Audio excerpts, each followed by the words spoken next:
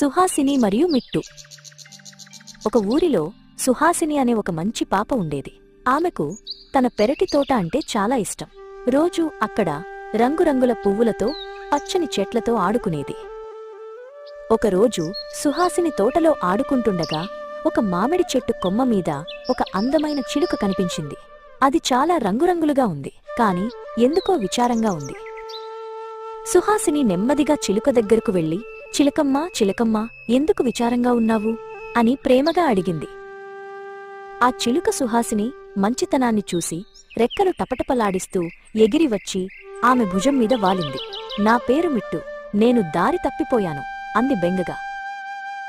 భయపడకు మిట్టు, నేను ఉన్నానుగా, నువ్వు మాతోనే ఉండు అని సుహాసిని మిట్టు తలను ప్రేమగా నిమిరింది.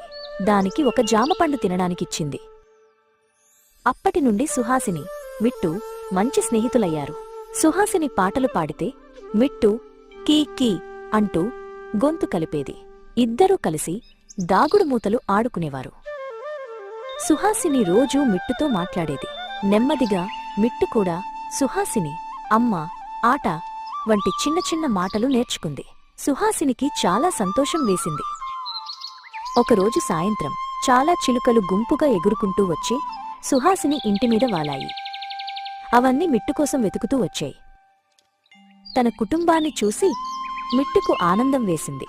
కాని సుహాసిని విడిచి వెళ్లాలంటే బాధ వేసింది. నేను వెళ్ళాలి సుహాసిని అంది కళ్లలో నీళ్లతో. సుహాసినికి కూడా ఏడుపు వచ్చింది. విచారించకు సుహాసిని, నేను నిన్ను చూడటానికి రోజూ వస్తాను అని మిట్టు మాట ఇచ్చింది. సుహాసిని నవ్వింది. మిట్టు తన కుటుంబంతో కలిసి ఎగిరిపోయింది.